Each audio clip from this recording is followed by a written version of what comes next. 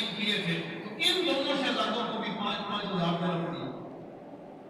صحابہ کرام میں سے کسی نے کہا حضور یہ عجیب تقسیم ہے کہ آپ نے جو حق بدریوں کو دیا وہی حسن اور حسین کو دیا اور اپنے بیٹے کو جو خلیفہ کا بیٹا ہے اسے 2,000 درہم دیے. تو آپ نے ارشاد فرمایا نہ میں ان کے باپ جیسا باپ لا سکتا ہوں نہ میں ان کے ماں جیسی ماں لا سکتا ہوں. سبحان اللہ. کوئی حسن اور حسین کا مقابلہ کر سکتا ہے؟ میرا بیٹا ہے اور حسین محمد عربی کا نواسا ہے. اس لیے میں نے انہیں یہ حق دیا ہے اور یہ دونوں شہزادے ہیں ان شہزادوں کا یہ حق ہے. میرے کون جب ایران فتح ہوا اب سیدنا شہربانو آپ نے نام سنا یہ کون ہے؟ حضرت امام حسین کی زوجہ حضرت علی اکبر علی اصغر اور علی اوسط ان شہزادوں کی امی جان جنگ کربلا میں خیمے کے اندر موجود حضور سیدنا امام حسین کی بیوی سیدنا شہربانو یہ کون ہے؟ ایران فتح ہوا تو بادشاہ کی شہزادی یہ ایران کے بادشاہ کی بیٹی ہے. یہ مال غنیمت میں آئی قیدیوں کی شکل میں. فتح ایران کے بعد جب لوڈیاں تقسیم ہوئی ساری لوڈیاں سیدنا امام اپنے سید عمر فاروق نے تقسیم فرما دی اور سیدنا شہربانو کو کسی کو نہیں دیا. تو سیدنا عبداللہ بن عمر آگے بڑھے بیٹے ہیں سیدنا عمر فاروق کے خلیفہ وقت کے بیٹے آگے بڑھے بابا جی شہربانو پر میرا حق ہے یہ بادشاہ کی بیٹی ہے اور آپ بھی بادشاہ ہیں میں بادشاہ کا بیٹا ہوں اور اس پر میرا حق ہے. تو آپ نے فرمایا جد لی یہ لفظ ہے سید عمر فاروق کے کہا یہ میں ایک شہزادے کو دینے والا ہوں ایک شہزادے کا حق ہے اس پر اور وہ شہزادہ وہ ہے جس جیسا میری نظروں میں کوئی نہیں. کہا بابا جی وہ کون ہے؟ کہا وہ حسین ہے. وہ کون ہے؟ حسین. آپ تھوڑا سا جذبت ہوئے خلیفہ کے بیٹے تھے تو آپ نے فرمایا جدلی ابن کا ابیہما و امن کا امہما و اخن کا اخیہما و امن کا امیہما. جا عبداللہ پہلے تو حسین جیسا کسی کا باپ تو لا پہلے حسین جیسی کسی کی ماں تو لا پہلے حسین جیسا کسی کا بھائی تو لا پہلے حسین جیسی کسی کی خالہ تو لا. تیرے ان تعلقات میں سے کوئی تعلق بھی عظمت والا نہیں اور ان کا ہر تعلق عظمت والا ہے. نہ ان کے نانا جیسا کوئی نانا ہے نہ ان کے باپ جیسا کوئی باپ ہے نہ ان کی ماں جیسی کسی کی ماں ہے نہ ان کے بھائی جیسا کسی کا بھائی ہے. یہ فرمایا اور مسجد نبوی میں خود حضرت امام حسین کا نکاح سیدنا شہربانو سے کیا. تاریخ شاہد ہے کہ سیدنا شہربانو کا نکاح دور فاروق اعظم میں حضرت امام سیدنا فاروق اعظم سے خود حضرت امام حسین سے پڑھا ہے. اگر محبت نہ ہوتی تو ایسا ہے.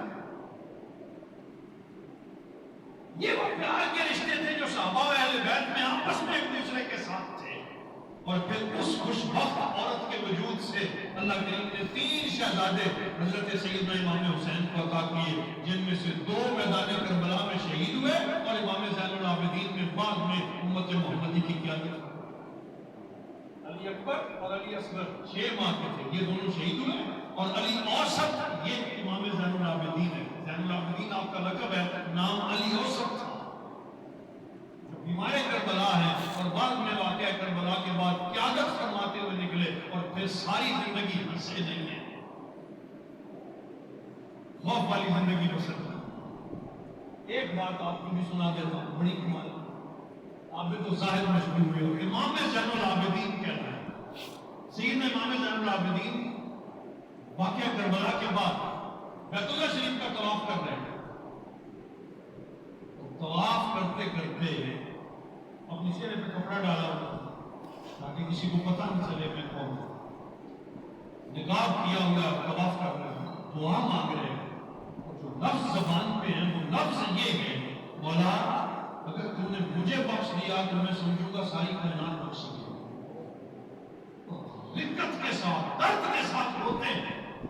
سیدنا امام سفیان ثوری وہ بھی طواف کر رہے تھے. انہوں نے دیکھا یہ جوان کون ہے جو اتنا درد کے ساتھ رو رہا ہے. اگر میں بخشا گیا تو سارے بخش گئے. اس طرح کے جملے کہہ رہا ہے اور اتنا شدت سے روتا ہے کہ یوں لگتا ہے جیسے کعبہ شریف کے در و دیوار بھی رونا شروع ہو گئے. تو ہو گیا جب اس جوان نے طواف مکمل کیا تو میں نے جسارت کی آگے بڑھا اور میں نے چاہا کہ میں پوچھوں کہ یہ کون ہے، اور نقاب ہٹایا تو میری حیرت کی انتہا نہ رہی کہ وہ امام زین العابدین تھے۔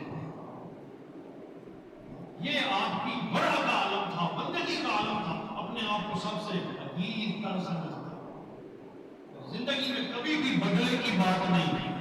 ہم تو دیکھیں نا ایک چپیڑ کے مارے تو جب تک 10 نہ لگا دیں اس وقت تک سکون نہیں آتا، یہ کہہ نہ سکے تو بڑھ بڑھ ضرور کرتے ہیں۔ نبی کی آل کا درس کیا تھا؟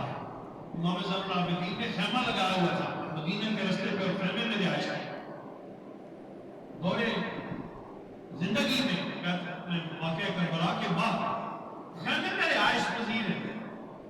رات کو ایک مسافر آتا ہے اور آ کے دستک دیتا ہے کہ اگر جگہ ہو تو مجھے خیمے میں ایک رات کے لیے جگہ دے دیں، مسافر ہوں، اب آگے سفر نہیں کر سکتا، بھوک بڑی لگی۔ آپ نے کہا بسم اللہ آ جاؤ، اندر اپنا بستر اس کے لیے پیش کیا، باہر ایک بکری کھڑی تھی، بکری دھوئی، اس کو دودھ پلایا، پھر اس کی ٹانگیں دباتے رہے کہ تم سفر کر کے آئے اور تھک گئے۔ وہ سو گیا۔ جب وہ صبح اٹھا اور رخصت ہونے لگا، کہنے لگا اگر محسوس نہ کرے تو ایک بات کروں؟ جی فرمائیں۔ آپ نے مجھے پہچانا نہیں، اگر آپ مجھے پہچان لیتے تو کبھی میری اتنی خدمت نہ کرتے بلکہ میری گردن اڑا دیتے۔ میں تو ان لوگوں میں سے ہوں جو حضرت امام حسین کے قاتل تھے اور کربلا کے میدان میں صف آرا تھے، اور میں ان میں سے تھا جو گردن کاٹنے والوں میں سے تھے۔ آپ نے میری اتنی قدر کی، آپ نے مجھے پہچانا نہیں، میں ہاتھ باندھ کے معافی مانگتا ہوں، آپ نے میری بڑی بڑی قدر کی، مجھے بڑی اخلاق کے ساتھ، بڑی محبت کے ساتھ۔ آپ کی آنکھیں میں اس وقت آنسو آتا ہے۔